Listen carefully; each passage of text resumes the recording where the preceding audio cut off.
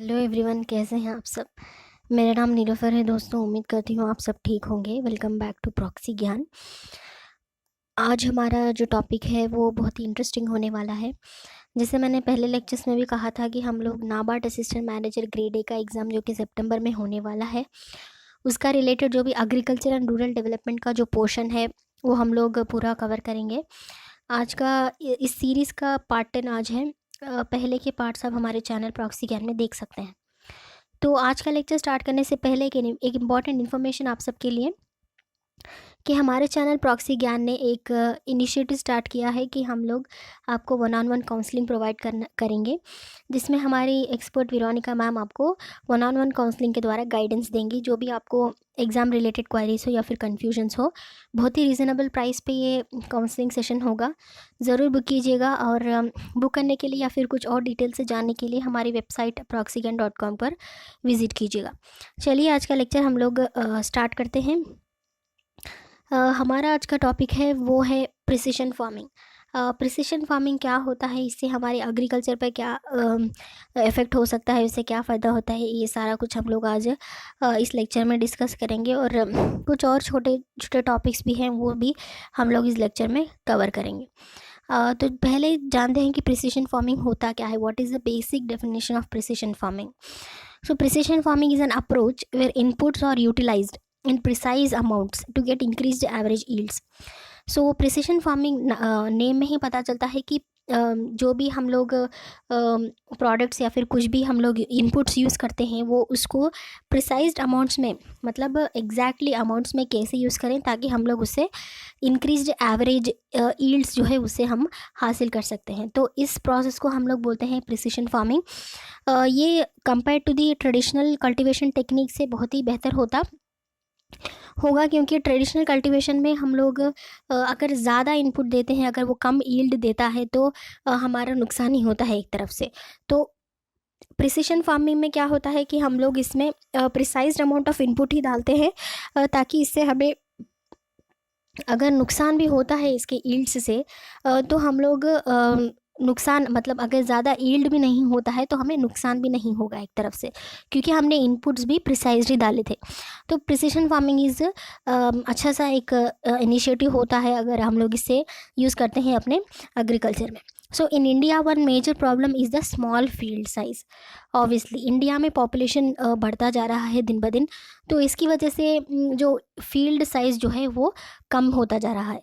तो इसकी वजह से ये more than 58% of the operational holdings in the country have less than 1 hectare। जो भी हम लोग एक लैंड यूनिट होता है वो कम होता जा रहा है, इसीलिए ऑपरेशनल होल्डिंग्स की वजह से ऑपरेशनल होल्डिंग्स के लिए लेस दैन 1 हेक्टार का एरिया बनता जा रहा है। तो बहुत ही कम एरिया है, इसमें हम लोग प्रिसिशन फार्मिंग या फिर कोई ट्रेडिशनल कल्टीवेशन भी करना मुश्किल होता है। और ये पॉपुलेशन जो है वो बहुत ही बड़ी प्रॉब्लम है हमारे इंडिया में।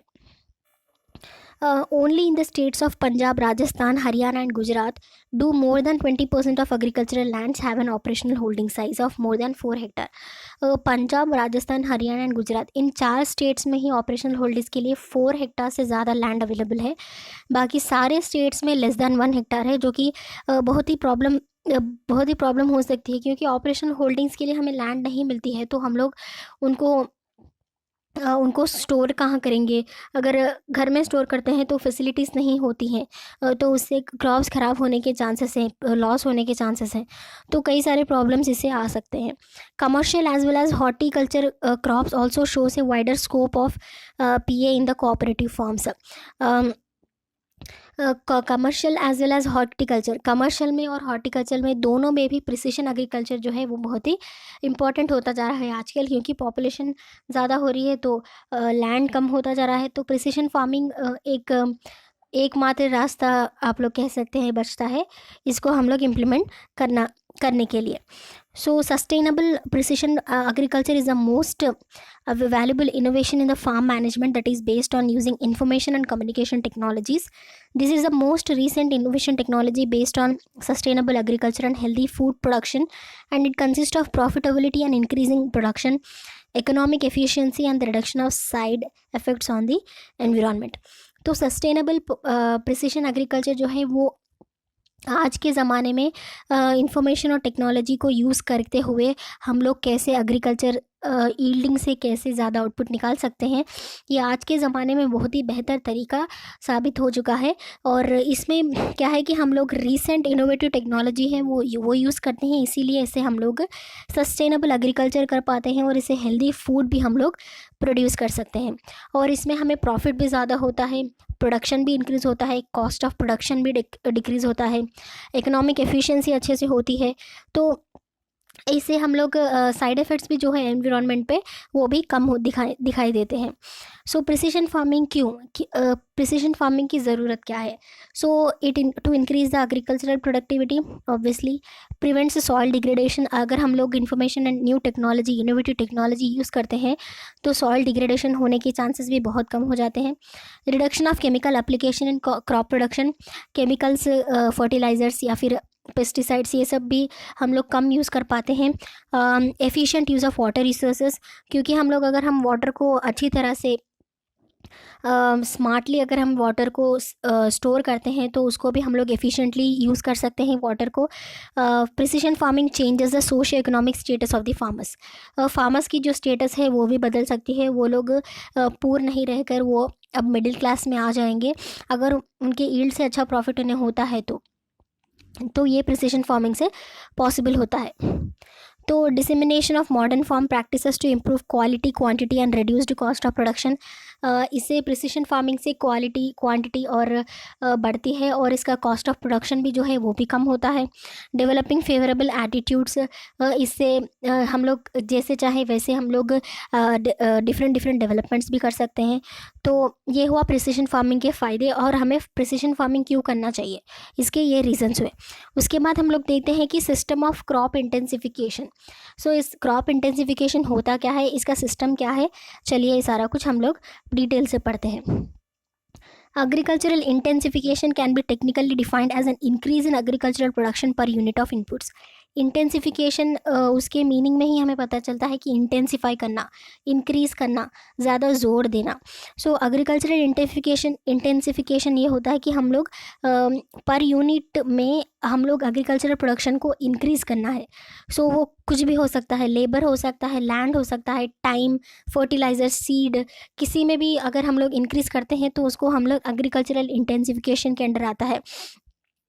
For practical purposes, intensification occurs when there is an increase in the total volume of agricultural production that results from a higher productivity of inputs, or agricultural production is maintained while certain inputs are decreased. ये agricultural intensification जो है वो हमारा ये कब use होता है, तब अगर एग्रीकल्चरल प्रोडक्शन जो होता है हमारा वो इंक्रीज़ हो जाता है, उसके लिए हमें ज़्यादा लेबर रखना पड़ेगा या फिर उसको हमें ज़्यादा लैंड देना पड़ेगा या फिर उसके पीछे हमें ज़्यादा हार्वेस्टिंग या फिर फर्टिलाइजर्स यूज़ करने पड़ेंगे, राइट। सो इसलिए हमें एग्रीकल्चरल इंटेंसिफिकेशन करना पड़ेगा।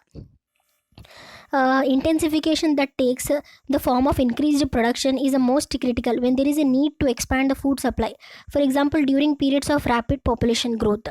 So intensification जो है वो एक increased production का फॉर्म ले लेता है, क्योंकि intensification में हम लोग बहुत कुछ हर चीज़ हम लोग उसमें बढ़ाते हैं, राइट।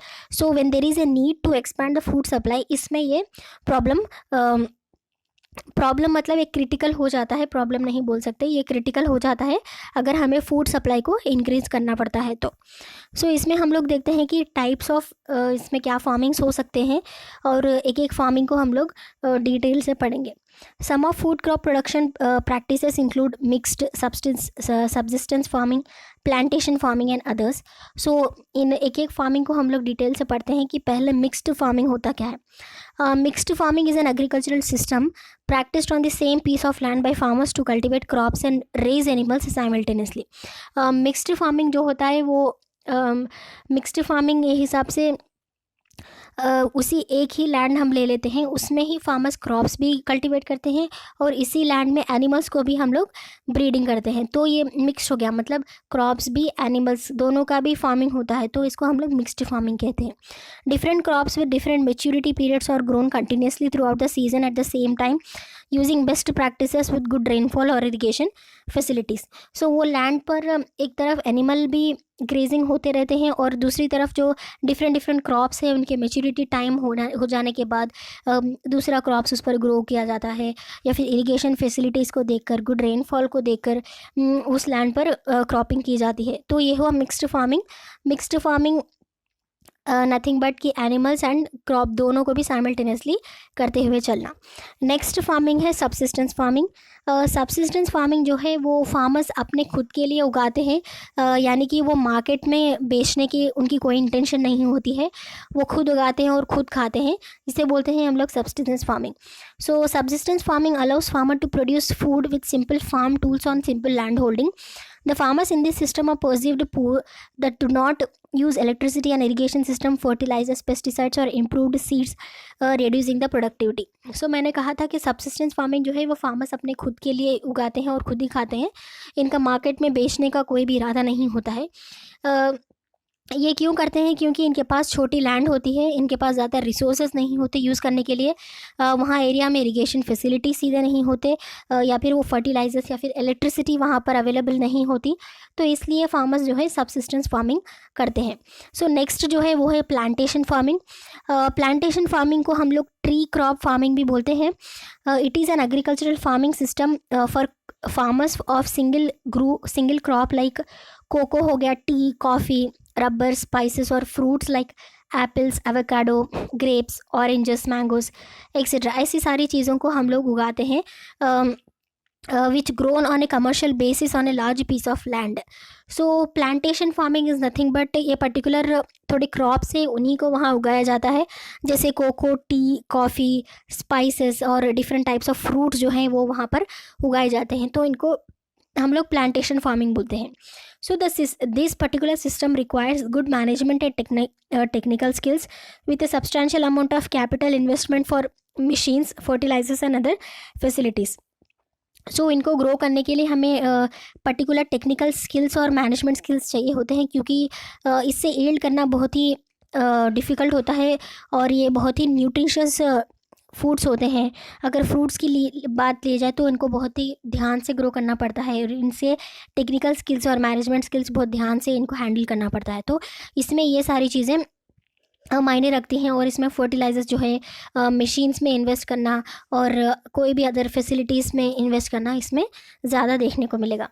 नेक्स्ट है पैस्टोरल और लाइफ स्टॉक फार्मिंग। इसमें नाम से ही पता चलता है कि इसमें हम लोग जो भी डायरी प्रोडक्ट्स जो हैं उनको, डायरी प्रोडक्ट्स या फिर कहाँ से आते हैं उनको कैसे हम लोग फार्मिंग करते हैं, ये पैस्टोरल और लाइफ स्टॉक फार्मिंग में आता है। सो ये जो है लाइफ स्टॉक फार्मिंग जो है वो नॉर्मली क्रॉप्स को अवॉइड करते हैं and aims at producing only livestock for dairy farming, raising beef, cattle और sheep for wool. Different forms, जैसे डेयरी ही नहीं बल्कि वूल के लिए हम लोग शीप का भी ग्रेजिंग कर सकते हैं, या फिर बीफ, कैटल का भी हम लोग रेज कर सकते हैं। सो ये सारी चीज़ें जो है लाइफ स्टॉक फार्मिंग में आते हैं। Farmers use available feed resources on established pasture lands to feed the livestock without moving around like in nomadic farming. So farmers जो है वो वहाँ के लैंड के जो भी रिसोर्सेस हैं केवल उन्हीं को यूज़ करके लाइफ स्टॉक फार्मिंग करते हैं, और कहीं भी और नहीं जाते। जो जैसे नोमैडिक फार्मिंग में जो है उसमें भी लाइफ स्टॉक फार्मिंग ही होता है, लेकिन वो जगह जगह जाकर वहाँ के रिसोर्सेज को देखकर वो लोग फार्मिंग करते हैं। लेकिन life stock farming is different, कि फार्मर्स जो हैं वहाँ के अवेलेबल एरिया के जो भी रिसोर्सेज हैं उसी से लाइफ स्टॉक फार्मिंग करते हैं, और उससे डेयरी फार्मिंग आती है, इसमें रेजिंग बीफ कैटल है, या फिर शीप को ग्रेजिंग किया जाता है ऊल के लिए। सो ये हो गए कई सारे फार्मिंग्स देखे हमने आज, और क्रॉप इंटेंसिफिकेशन क्या होता है ये देखा, क्रॉप इंटेंसिफिकेशन ज़रूरी क्यों होता है ये देखा, और उसके बेनिफिट्स क्या होते हैं वो सारे देखे हम लोगों ने। टाइप्स ऑफ फार्मिंग देखे। तो आज के लेक्चर में इतना ही। अगले लेक्चर में एक अच्छे से इंटरेस्टिंग टॉपिक के साथ फिर से मिलूँगी आपसे। तब तक के लिए बाय बाय, टेक केयर।